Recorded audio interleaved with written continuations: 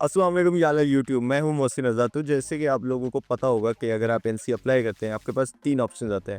First is open merit, second self finance, third self support.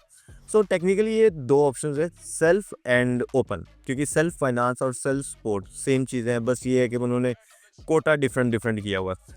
तो अगर आपको नहीं पता तो ये ऊपर इधर एक कार्ड आ रहा होगा, फर्दर मैं उसका लिंक डिस्क्रिप्शन में भी दे दूंगा, वो आप वीडियो देखें, उसमें मैंने डिटेल में एक्सप्लेन किया हुआ है अबाउट द कोटा सिस्टम। सो जब आप सेल्फ फाइनेंस पे अप्लाई करते हैं या सेल्फ सपोर्ट पे, तो आपके पास एक एक्स्ट्रा ऑप्शन आता है, वो है ओपन मेरिट का। मींस अगर आप सेल्फ फाइनेंस पे अप्लाई करते हैं तो देयर आर सम चांसेस कि आप ओपन मेरिट पे भी सिलेक्ट हो सकते हैं। उसके लिए आपको टेस्ट ज़रा एक्स्ट्रा अच्छा देना पड़ेगा ओपन मेरिट वालों के मुकाबले में। अगर आपका टेस्ट नॉर्मल होता है तो ये है कि आपको सेल्फ पे रख लेंगे। तो लेकिन कुछ लोगों को ये लगता है कि अगर हम सेल्फ फाइनेंस के साथ ओपन मेरिट पे अप्लाई करते हैं तो हम हमेशा सेल्फ पे ही सिलेक्ट होंगे, ओपन मेरिट पे सिलेक्ट होने का चांस ज़ीरो है। लेकिन ऐसा कुछ नहीं है, क्योंकि हर साल मेरे 1 2 3 स्टूडेंट्स ऐसे होते हैं जो सेल्फ फाइनेंस पे अप्लाई तो करते हैं लेकिन उनका एडमिशन ओपन मेरिट पे हो जाता है। तो ऐसा ही एक केस मैं आज आपके साथ लेके आया हूँ। तो मेरे साथ यहाँ पे मौजूद है मोहम्मद साद सिद्दीकी। अस्सलाम वालेकुम साद, कैसे हैं आप? वालेकुम अस्सलाम। मैं बिल्कुल ठीक-ठाक। जैसे कि सर ने मेरा नाम बता दिया ऑलरेडी, मेरा नाम मोहम्मद साद है और मैं एनसीए मल्टीमीडिया फर्स्ट ईयर का स्टूडेंट हूँ। मैंने सेकंड ईयर के एग्ज़ाम से पहले मोहसिन भाई से कॉन्टैक्ट किया था। तब तो शुरू का सेशन स्टार्ट भी नहीं हुआ था, तो मुझे मोहसिन भाई ने यही बोला कि सेशन से पहले आप अपने दिन के 10 मिनट, एटलीस्ट 10 मिनट अपनी ड्राइंग को दें, अपनी लाइन सीधे करें, बॉक्सेस बनाएँ। तो उनके कहने के मुताबिक मैंने किया। फिर जब शुरू हुआ सेशन तो मैंने ड्राइंग भी की, बुक्स भी पढ़ी, जो बस जैसे मुझे वैसे मैंने गाइड किया, जो बुक्स पढ़ने का वो कहा। फिर उसके बाद मैंने अपने सिटी और लाहौर के जो जितने भी हेरिटेज साइट हैं उनके बारे में हिस्ट्री वगैरह इसको भी स्टडी किया, पढ़ा, क्योंकि मुझे बताया गया था कि आपसे इंटरव्यू में पूछते हैं कि आपने अपने शहर को कितना जानते हैं। तो मैंने उसको भी स्टडी किया। फिर 3 महीने प्रिपरेशन अपनी पूरी करने के बाद बारी आती है अप्लाई करने की। तो फिर मैंने अप्लाई किया वीसीडी में ओपन मेरिट पे, और हर एक ब्राउन फैमिली की तरह, डीसी फैमिली की तरह अपने अब्बू के तरले मिन्नतें करके मैंने अपने सेल्फ फाइनेंस का ड्राफ्ट बाबा से निकलवाया, ताकि मैं उनके उसमें चांसेस थोड़े ज़्यादा हो जाते हैं। बाबा ऑब्वियसली नहीं मान रहे थे, मगर बहुत मुश्किलों से, कि एक बंदा मतलब कि कौन ही देता है 8 लाख रुपए, वो भी किसी एक डिग्री के इंटर होने के लिए, ऊपर से फीस अलग से। तो बड़ी मुश्किल से मैंने करवाया वो भी, मगर हो गया। फिर जब लिस्ट लगी तो मैंने सेल्फ मांगू कि मुझे पता था कि जो है ना, कि अगर आप दोनों में अप्लाई करते हो, दोनों प्रोग्राम्स में, तो फिर आपका जो है या सेल्फ फाइनेंस में ही होता है। तो जब मैंने सेल्फ फाइनेंस की लिस्ट जो है राजू की तरह नीचे से शुरू की पढ़ना, तो उसमें मेरा नाम था ही नहीं। पूरी लिस्ट खाली, कोई मेरा नाम नहीं। तो मैं बहुत ही अफ़सोस में चला गया। मैंने तो मुँह लटका के मोहसिन भाई को फ़ोन लगाया। मैंने कहा, मोहसिन भाई मेरा तो नाम नहीं आया। तो मोहसिन भाई कहते, तूने जो है ओपन मेरिट में चेक किया? मैंने कहा नहीं, उम्मीद ही नहीं थी ओपन मेरिट वाले, ना मेरी ड्राइंग के हालात थे ना मेरा ऐसा। मगर जब मैंने ओपन मेरिट का लिस्ट खोली तो बहुत खुशी हुई, क्योंकि चौथा नंबर मेरा ही लगा हुआ था। फिर बारी आती है इंटरव्यू प्रिपरेशन की, वो भी मोहसिन भाई से किया। मोहसिन भाई ने काफ़ी बुक्स पढ़ने का कहा था, जो मैं ऑलरेडी पहले से कर रहा था, तो मुश्किल मेरे लिए नहीं हुआ। अच्छा हाँ, मैं आपको यहाँ पे बताता चलूँ कि साद का ना इंटरव्यू बड़ा इंटरेस्टिंग हुआ था, बड़ा मज़े का हुआ था। तो साद ज़रा बताएँ सबको कि आपका इंटरव्यू में क्या हुआ, क्या पूछा गया और आपने कैसे जवाब दिया?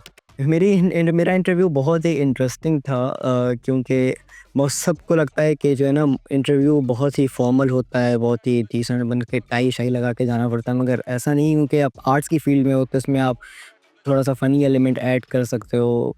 मेरा इंटरव्यू ऐसा था कि जब मैं गया ना, तो मेरा नाम बहुत आखिर में था। शुरू में तो मैं बहुत ज़्यादा एंग्ज़ायटी का शिकार हुआ था, समझ ही नहीं आ रहा था, ना खा रहा था, ना पी रहा था, मगर आस्ता-आस्ता वो नहीं कि ढीठ हड्डी जो बन जाता है, मैं ढीठ हड्डी बन चुका था। मुझे किसी से कोई फ़र्क नहीं पड़ता क्या, मैं बहुत बेच मुझे बस खाली घर जाना था, क्योंकि मैं सुबह 9 बजे गया था और रात के 9 बज चुके थे। फिर मेरा नाम आया, मैं गया अंदर, सब खाना खाया, सलाम करके बैठ गया। पहले थोड़ी मेरा इंट्रो वगैरह हुआ, साइन वाइन में जो कराते हैं अपनी फ़ॉर्मेलिटीज़ वो पूरी, फिर मेरा शुरू हुआ इंटरव्यू। तो शुरू से ही मैंने ना अपना इंटरेस्ट गेम्स वगैरह में शो कराया। फिर मुझसे जो है, अब मैं बहुत ही पागल, मैं बुक्स ऐसे नॉर्मली पढ़ता नहीं हूँ। बहुत ही मैंने बुक्स कहने पे पढ़ी थी, रो रो पिट के। तो जब बुक्स पढ़ने की बारी आई, उनसे पूछा बुक्स पढ़ते हैं, तो मेरे अनकॉन्शियसली मेरे मुँह से जो है ना निकल गया। तो वहाँ पे एक मैम बैठी हुई थी स्कल्पचर की डीन, तो वो मुझे कहती, तो मैंने कहा, तो हँसने लगे सारे के सारे। तो मुझे तो लगा मैंने यहीं पर गड़बड़ कर दी सारी, मुझे कहा अब नहीं लेंगे। फिर एक बार ऐसा-ऐसा इंटरव्यू और प्रोसीड हुआ, मुझसे और सवाल पूछे डिज़ाइन में क्या नाम वगैरह-वगैरह। फिर उसके बाद मुझे सर मुर्तज़ा जाफ़री ने बोला कि आपके सारे जितने भी आपने अपने बताए हॉबीज़ और ये तो सारी ना हमारे दूसरे प्रोग्राम मतलब मल्टीमीडिया जो हमने लॉन्च किया इससे मिलती-जुलती हैं, ना कि वीसीडी से। तो आप वीसीडी में अप्लाई करना। मैं तो फिर गया। मैंने कहा मुझे इसका कहने का उनका कहने का मतलब है कि बेटा अभी छुट्टी करो, अगले साल आना। तो मैंने ऑब्ज़र्व किया, मुझे सर ने पहले तो ये बोला कि ना आप जो मल्टीमीडिया अप्लाई करा, तो मुझे लगा पहले ये कह रहे हैं कि अगले साल अप्लाई करना, अभी आप जा सकते हैं, थैंक यू। तो मैंने कहा सर मैं कैसे अप्लाई करूँ? तो उन्होंने मुझे बोला कि आप एक एप्लीकेशन लिख के दे दें कि आप मल्टीमीडिया में भी आना चाहते हैं। उन्होंने मुझे बोला तो मैंने उनको बताया कि मुझे नहीं पता था कि आपने मल्टीमीडिया लॉन्च किया हुआ है, मतलब इस साल इंट्रोड्यूस करवाया है ना, मुझे लगा था खाली मास्टर्स ही होता है इसके अंदर, मगर वो करा चुके थे मास्टर्स तब तक। तो मगर जब कि मैंने देखा, नोटिस किया, जज किया, तो वो लोग बहुत सीरियस थे, मतलब मुझे उन्होंने पेपर पेन ला के दिया, बोला आप बाहर जाके बैठें, सोचें, आपने जो करना है करें। खैर मैं वो फिर उन्होंने मुझे बोला कि आप ठीक है, आप जा सकते हैं।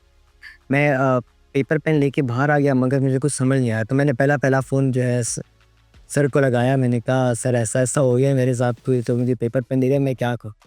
तब सर ने बोला सर वहीं बैठे रहो, मैं आ रहा हूँ। और सर जो है अगले 15 मिनट भागते वक़्त कॉलेज आए। कॉलेज का जो वहाँ गेट है वहाँ बैठ के उन्होंने एप्लीकेशन लिखी। फिर जाके मैंने एप्लीकेशन वहाँ पे सबमिट करा। उन्होंने बोला ठीक है, कल आपको एक ईमेल आ जाएगी, आपने अपना चालान फॉर्म ₹1000 का एक और सबमिट कराना है, फिर हम आपका अगर नाम आ गया तो देख लेंगे। ऐसे करके मेरा इंटरव्यू गुज़रा था। और फिर बस आके घर बैठ गया। अब समझ ही नहीं आया, फिर जब नाम मेरा आया रिज़ल्ट वापस जो एनसी के ना लिस्ट में फाइनल स्टूडेंट की लिस्ट लगती है, उस दिन मैंने जब फिर देखा सेल्फ वालों का, क्योंकि मुझे नहीं पता था कि जो मेरे पे आ ही नहीं सकता, क्योंकि मैंने इतना सब कुछ खचे मार चुका था अपने इंटरव्यू में। पहले जो है मेरा नाम डिपार्टमेंट चेंज करने का, मुझे तो उम्मीद नहीं थी। मैंने कहा मैंने बहुत फारिग करा दिया है। जब मैंने देखा तो एज़ यूजुअल मेरा जो है उसमें था ही नहीं, सर सपोर्ट में था ही नहीं। फिर देर बाद मैंने देखा अपना ऊपर मेरिट का, तो उसमें मेरा नाम आया हुआ था। मैं तो खुशी से लुंडियाँ डाल रहा था इधर-उधर कि भाई ड्राफ्ट वापस आने वाला है, ये लूँगा, ये लूँगा, ये लूँगा। वैसे मेरे बैंक ड्राफ्ट वापस मिल गया। बहुत कम होता है, मगर चांसेस हैं अगर आप करना चाहो तो। और अगर आप लोगों को भी एनसीए, पीयू कैड, आईएसी, पीआईएफडी या किसी भी आर्ट्स यूनिवर्सिटी में एडमिशन लेना है तो आप हमारा आर्टिस्ट स्टूडियो ज्वाइन कर सकते हैं। मेरा नंबर इंस्टाग्राम सर्च डिस्क्रिप्शन में और यहाँ स्क्रीन पर अवेलेबल है। आप मुझसे कांटेक्ट कर सकते हैं, कंसल्टेशन ले सकते हैं या किसी भी किस्म की गाइडेंस चाहिए तो आप मुझसे कांटेक्ट कर सकते हैं। सी यू गाइस सून। अल्लाह हाफिज़।